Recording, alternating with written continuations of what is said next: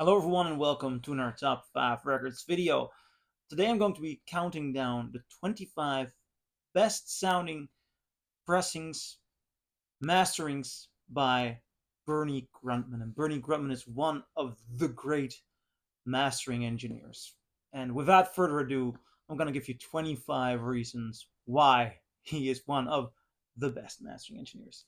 Number 25, Tom Waits' Bad As Me. And what I have here is the regular first pressing. I didn't know he mastered it. I just bought it because I wanted the record and I put it on and I was just taken aback by the sound quality. There is so much detail going on, so much intimacy sound wise. For example, there's a song here, Last to Leave, which is a duet with Keith Richards. Tom Waits in a duet with Keith Richards. I think you can imagine how the combination of those voices should sound, and precisely the way you imagine it, precisely the way you'd hope these voices, these beautiful old raw voices should sound, that is coming to your ears with this gorgeous, gorgeous master pressing. On 25, Tom Waits, Bad As Me. Number 24. This is no joke. I always have to I fight pretty often for this title because I think it's one of the great sounding albums. But this might be a bit of out of the comfort zone for most people. It's The Carpenter's Christmas Portrait. Again, hear me out, because this is a spectacular album.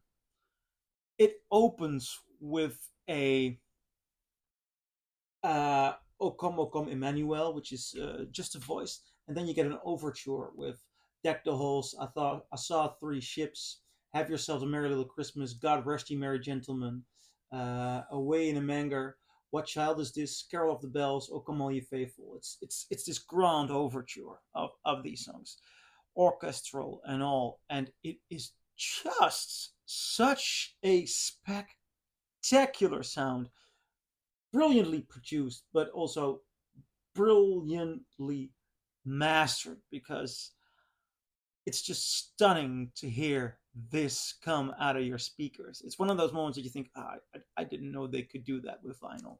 Seriously. On number 24, Carpenter's Christmas Portrait.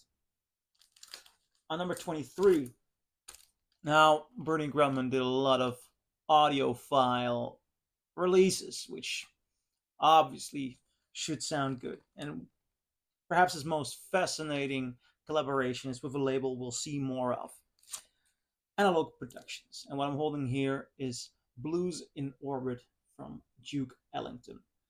Now, to get one of those old Columbia recordings sound good, I mean, these were incredible recordings. But the competition then is always tough because the original is good.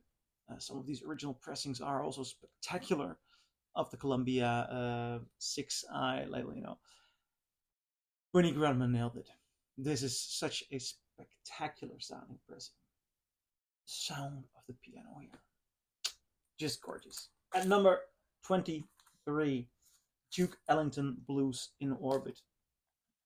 And we're going to go to number 22. I had no idea he mastered this. I just found this for about $9. Michael Jackson's Off the Wall. I did know it was an original pressing. I was so happy to find an original pressing for $9. Put it on. Such a full-bodied, warm sound. Spectacular pressing, mastered by Bernie Grundman. And I'll get later on in this video more detailed about his collaboration with Michael Jackson, because Bernie Grundman was of an influence. So I'll come to that later on. At number 22, Michael Jackson, Off the Wall. 21, this is quite a story. This was released in the UK as The Countryside of Waylon Jennings. I believe the American title is Don't Think Twice, because that's the first song on the title. He did more Dylan covers here. Yeah, he also did "I Don't Believe You." There's also a there's there's some great songs on this. The thing is, not only did he master it, he also engineered it. What was happening at ANM at the time was they had some recordings of Waylon Jennings' voice, basically doing these songs. Might have been a guitar under there, but they asked him, "Well, can you? It doesn't sound that spectacular. Can you go into the studio and finish that album? Just add other instruments, make it a whole, make it good sounding." And that's what he did. So in a certain way, it says engineer credits, um, but perhaps it should also say producer credit because this was Bernie Grundman's somehow side project for A&M, and it sounds spectacular. This is a really good Waylon Jennings album. This is really, really good. But most of the work done here is Bernie Grundman, so that is interesting. At number 21, Don't Think Twice, or The Countryside of Waylon Jennings. I'm gonna move to number 20. Over, yeah, yes. At number 20, the Analog Productions pressing of Muddy Waters' Folk Singer. This was the first blues record that I ever heard. And I heard the 45 RPM, but what I'm holding here is the 33 RPM. It was after a night of partying at a friend's place. I slept on the couch. I woke up and a friend had just bought the 45 RPM Analog Productions pressing of this record. It was in Haarlem, in the Netherlands. And you have a gorgeous view on the incredible church there. It's a very big, impressive church. And so in the distance, you had that church. And a Sunday sun came on, so slowly rising. And the sunbeams were getting into the living room. And while the others in the house were sleeping, I thought, I'm just going to play this album. And I put it on.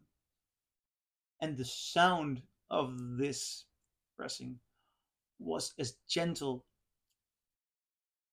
as the beams of sunlight coming in. So warm, nice, so friendly, waking you up. I mean, this is a great recorded album, but I believe this analog production 33 RPM, it's even better than the MoFi one step. It's such a good sounding pressing. At number 20, Muddy Waters, Folk Singer. At number 19, an old pressing by Bernie Grundman, another old pressing, because this goes back to 1978, and it's stunning. It is seriously stunning. Also, this is one of the best albums by Willie Nelson, and he has made 75 studio albums, so that says quite something. It's gorgeously produced and arranged by Booker T. Jones, and the sound, the way Willie Nelson's voice sounds here, and the harmonica, it is a mastering job that is so good and so beautifully gives you an insight in the way this was produced. A gorgeous album. This was, I also have the MoFi of this, and it was also done by Bernie Grundman. Also sounds good. I even prefer this one. But that MoFi was the first audiophile pressing I ever got. I just got into the house that I live in now 5.5 years ago, and to put that even on a bad system, you could, even on the bad system, you could hear the incredible sound quality coming through. And I fell in love. I fell in love with Willie Nelson. This is much more a jazz album than a country album. It has so much to do with the sound of it for me to falling in love. Very special place in my heart. On number 19, Willie Nelson Stardust. Number 18, a classic records pressing of this album, Cowboy Junkies, the Trinity session. obviously masked by Bernie Grundman because it's the Bernie Grundman list. Why does this sound so good? You'll never hear Sweet Jane the way it sounds here. Again, it's a record that has so much subtleties and nuances, and the energy is laid back but concentrated. And it's as if the sound in these grooves really gets you there, as if you're part of that session. While with this energy, you do need um, you do need microphones and stuff to enlarge the sound. Yet, so intimate. It's got so many great songs. Also, I'm so lonesome I could cry. A Hank Williams cover. As I said, Sweet Jane. It's brilliant. This sounds so good. At number 18, Cowboy, Junkies, Trinity Sessions.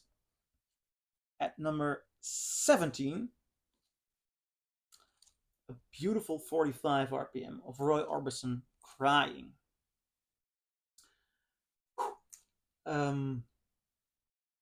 Supposedly originals of this one are not too good sounding. I found one in a record store in London once, and I was thinking of buying it. And then I looked online, and people said, "Oh no, that's not so good." I thought, I might even buy it to compare it to this one. But then I kept looking further, and people are so negative about it. I would never play that original, comparing it to the gorgeous sound quality of this one. It opens with Crying, and then you get The Great Pretender and Love Hurts. By the third song, by the end of side one, because it's 45 RPM, beautiful, beautiful release, beautiful design. I mean, one of the highlights of Analog Productions, production-wise. But at the end of side one, when you've heard Love Hurts and you hear all these details in the voice of Roy Orbison, because his voice is so specific, and the better it sounds, the more sucked into it you get. At the end of side one, if you haven't cried, your heart is made of stone. It's incredible. At number 17, moving towards number 16, and it's time for one of the big boxes here. Analog Productions UHQR of Jimi Hendrix.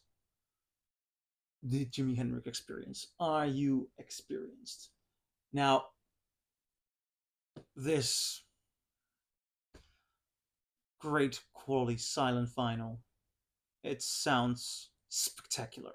Bernie Grundman has done such an amazing job with the catalog of Jimi Hendrix, and I'm immediately gonna jump ahead to number 15 because they are related, and that is this one as well. It's so good. Number 15, Access Bold as Love, which Bernie Grundman also did. This UHQR. I have an original UK mono of this, and that is, I mean, the mono and stereo versions of this album, they are quite different. The mixing is very different. I love that mono one to death, and I tend to, well, at least emotionally, prefer original pressings. But when you put these next to each other, they are so different, but they are both so powerful in their own way. It is just incredible what Bernie Grundman did here. Beautiful, beautiful sounding record.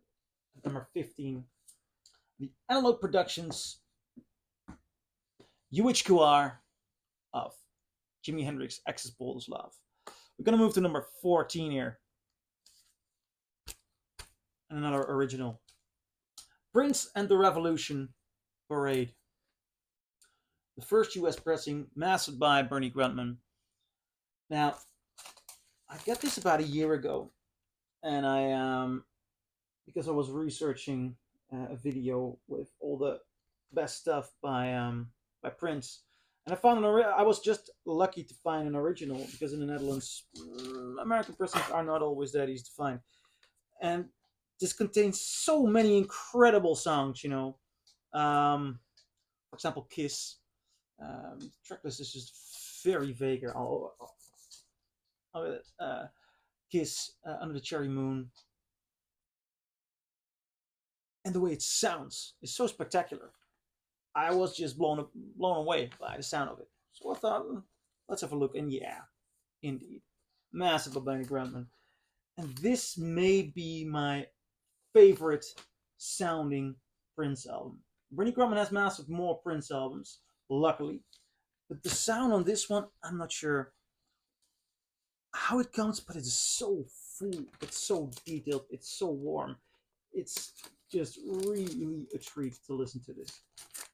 So, Parade by Prince and the Revolution on number 14. And we're moving towards number 13. Another classic records pressing. I mean, it was an incredible company. I, Robot by the Alan Parsons Project. Yeah, this sounds stunning. This just sounds stunning. And there are so many great moments of the collaboration from Bernie Grundman for Classic Records.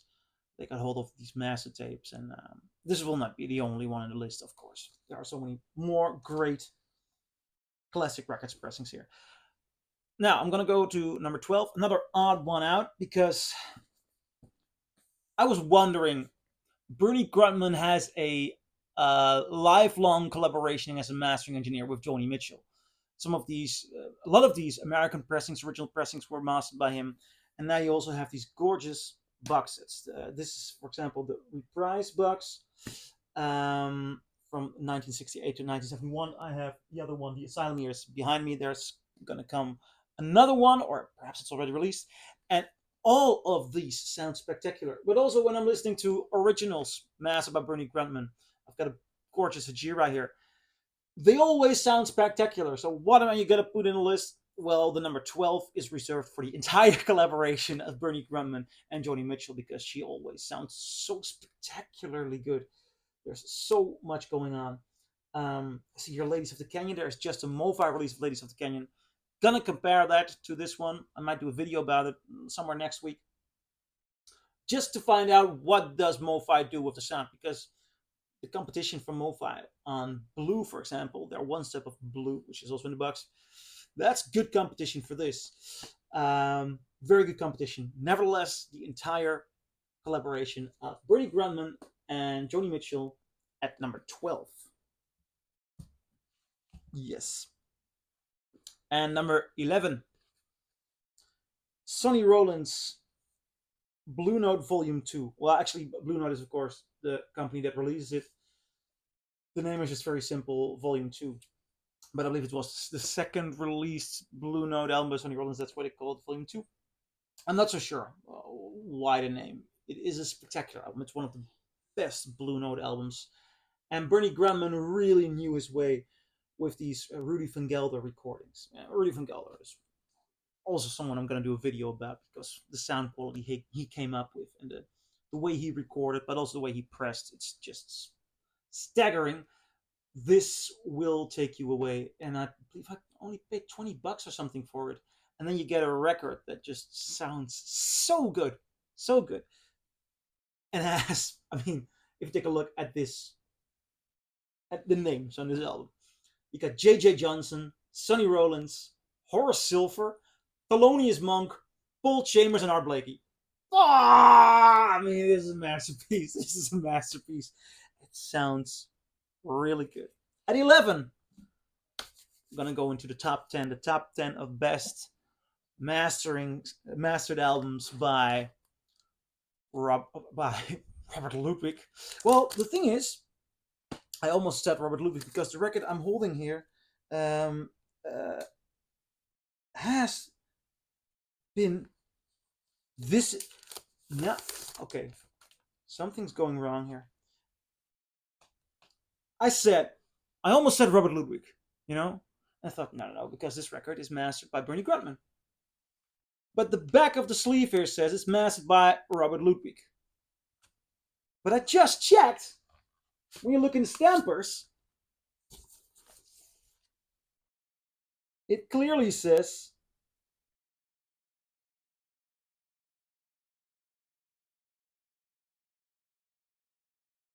what is going on here? Now, this stamper says Chris Bellman, and then this stamper, this is just, it's Chris Bellman. But Chris Bellman mastered this for,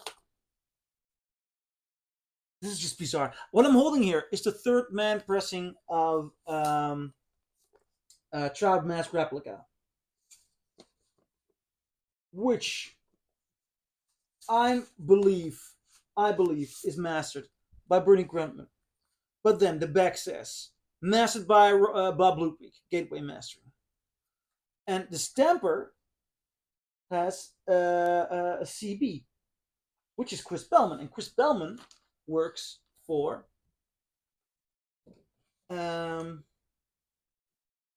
worked for Bernie Grundman Mastering. Now again, yeah, I got the answer, and I should disqualify this from the list. Yeah, because it says mastered by by Bob Ludwig, Gateway Mastering, cut by Chris Bellman for Bernie Grundman Mastering. Yet I'm double checked this before I did this video. I thought I saw a BG in the stampers, but now I think it's Chris Bellman. So, how am I gonna solve this? Because it's mastered by Chris Bellman, or it's the lacquer is cut by Chris Bellman. It's mastered by Bob Ludwig. So I have to disqualify this. Nevertheless, I disqualify it, and yeah, I have to disqualify it. What I'm thinking, what am I gonna put at 10 then? Can't put Hajira because I've been talking about. I put all the Joni Mitchell records already in there. Oh, this is a tough one. Nevertheless, if you're interested, I'm gonna do a video in which I compare this to the original. Sounds spectacular. But should we give this credit to Chris Bellman? Should I actually put this in the Robert Ludwig video? Because you can watch that here. Because I already did a top 25 of Bob Ludwig masterings. Yeah, got to disqualify it. I checked all these. That's the thing. Sometimes it's tough to find out who actually did the mastering because because it doesn't always clearly say the name in the dad wax. You got Chris Bellman working for Bernie Grundman mastering, and sometimes it's a bit vague. Coincidentally, I just left out a title, which I put back into the vinyl closet, that should really be in there because it does have the credit Bernie Grundman mastering. It sounds spectacular, and it's in the same series as this one, the Universal 75 Blue Note series. So I'm going to put that title in there. Can't hold in my hand, of course. That's Tina Brooks' Turn Blue. Also mastered by Bernie Grundman, but the lacquer was cut by someone else. So I thought, I'll keep it out, but it does have the credit on the back, so I think that's the difference over there. Nevertheless, it sounds spectacular. It's mastered by Bernie Grundman. At number 10 then, the last minute switch. But it should really be there. It should really be there in this list because I walked into a record store in Bordeaux about a year ago, 1.5 years ago. And I found it, and I asked the owner, like, this is Bernie Grundman mastered. Can I listen because I really want to buy it for the sound? And it's pretty tough to find that pressing, Dadel Metal, and he put it on in the record store, and his equipment was not the best. Yet you noticed people in the store, everyone, this is just so amazing sounding. So at number 10, last minute switch, Tina Brooks, Turn Blue, the 75 Blue Note series, mastered by Bernie Grundman. The lacquer was not good. Now, to number 9, Led Zeppelin, number 1, the classic records. I haven't listened to the other classic records ones, but people are so thrilled about it, so I might make this number 9. just as with Joni Mitchell, uh, what Bernie Grundman did for for Led Zeppelin, for classic records. This may be the best sounding pressing of Led Zeppelin. I'm not sure yet. I recently bought the George Spiros version, and I have the UK Red Plum. I'm going to compare the three of them again because I compared it about a week ago, and I just can't seem to find out which one I prefer. All three have different different elements that make them so beautiful. This one is really, really spectacular. Um, I love the detail on "Babe, I'm Gonna Leave You" and the way that acoustic guitar sounds just so good. Then the voice of Robert Plant on "You Shook Me," dazed and confused. The bass, it's so staggeringly beautiful. At number 9, Led Zeppelin, one classic records, and it might be even the entire classic record series, but these records they go for $300-400. I can't buy them all. It's just too expensive. At number 9, Led Zeppelin. Now, at number 8 is Bernie Grundman's mastering of Crosby, Stills, and Nash. Now, he first did it for classic records. Those stampers were bought on a 45 RPM by Analog Productions, and they recently released the 45 RPM, those classic records master stampers by Bernie Grundman for the Atlantic 75 series. Blows away the original. It is so spectacularly good, and the distance between originals or other pressings, I've been looking for a long time for a nice sounding copy of that album. The best one I got until listening to the 75 Atlantic series is the original, and the difference is just staggering. Bernie Grundman made a tough sounding album. I mean, it's not the best produced album, gave it such a brilliant treat. At number 8, Crosby, Stills, and Nash. At number 7, at number 7, am I correct? Yes, number 7. Another one I found in Bordeaux. I believe it was even the same day. So happy to find this because it was sort of like a rumor I heard. I'm gonna censor it because it's Nirvana. Never mind. So sorry, but it's YouTube. This is an amazing sounding copy. There is a lot of debate going on because there are audiophile releases like the Mobile Fidelity Sound Lab, which is supposedly not so good but very expensive. And the rumor, the whisper is you gotta find the Bernie Grundman cut one. He got it for a different company than the one I'm holding here, because here is the universal copy. It might even have been released in the Back to Black series, but they used the Bernie Grundman stampers for a different audiophile release. It sounds spectacular. It sounds really good, and for about $20, you can find one of the best sounding pressings of this album, which will blow the head of other audiophile pressings. So yeah, I paid literally $20 for this one, and then you get Bernie Grundman. Thing is, not all of these Back to Black copies or these late Universal copies do have his stampers. You got to check in the Dead Wax. So check the Dead Wax. If it has BG, then you have the Bernie Grundman one. Awesome, you'll love it. At number 7, Nirvana. Nevermind. At number 6, another Michael Jackson moment. Thriller.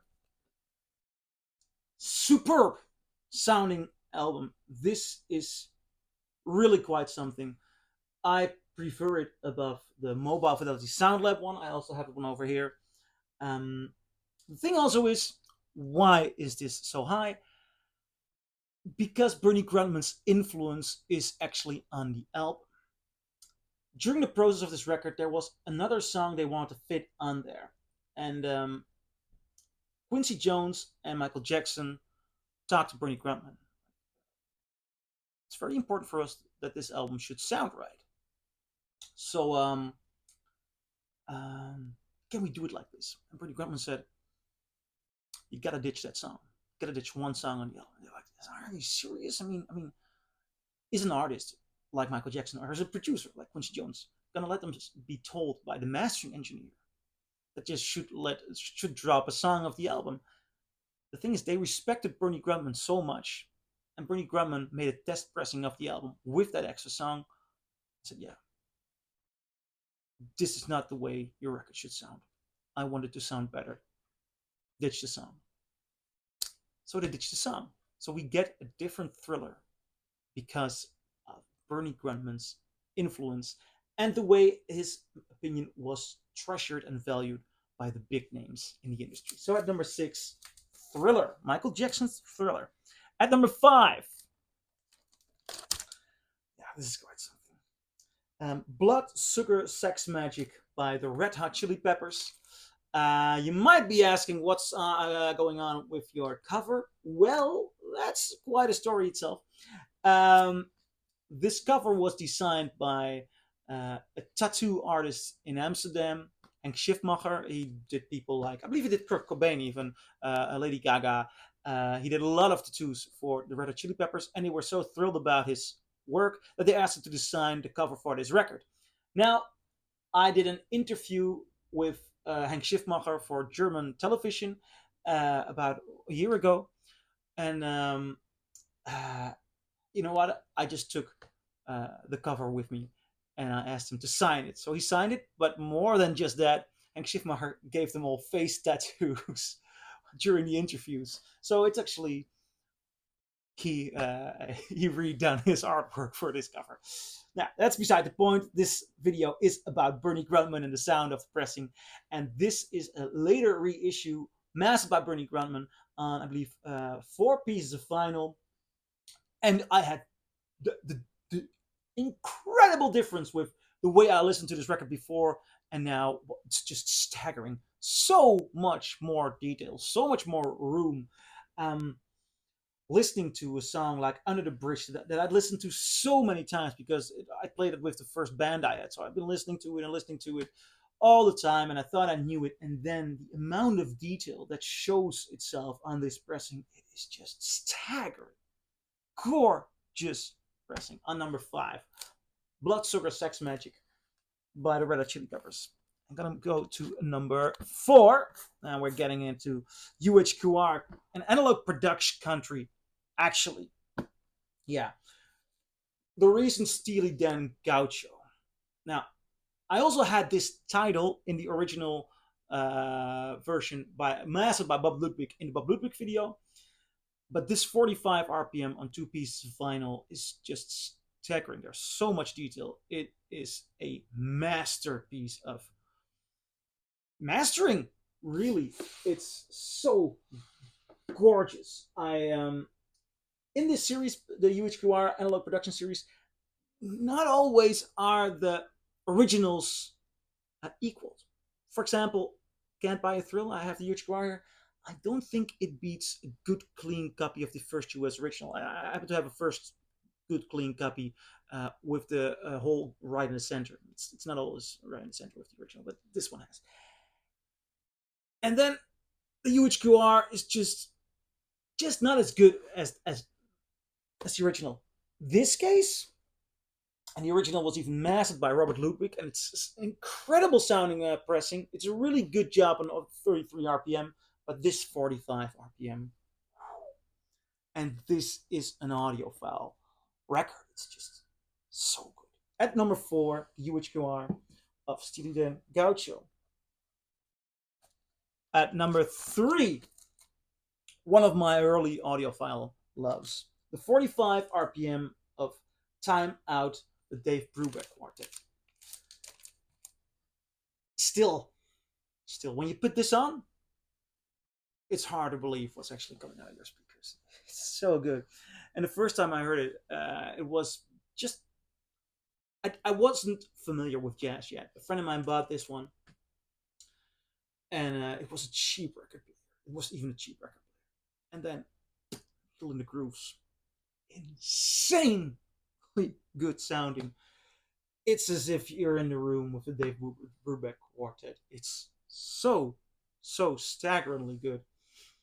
Uh, yeah, this is. I mean, we're in territory of some of the best sounding records in my collection, and I got a couple of thousand records here. These are amongst the best sounding, but really a sound that when you put it on, when you invite people over and they're um, ambiguous or uninterested towards sound quality, or they think, yeah, but I can't hear it. Just put this on, and they'll be like, oh God, oh yeah, there's something going on. At number three, number two, I'm gonna do another UHQR, the Steely Dan Asia. This is depressing. The 45 RPM, Bernie Grundman mastered uh, on two pieces of vinyl. This is the one that made me fall in love with this record. I mean, I love it because of what Bernie Grundman did to this version. I have not heard an original AB yet.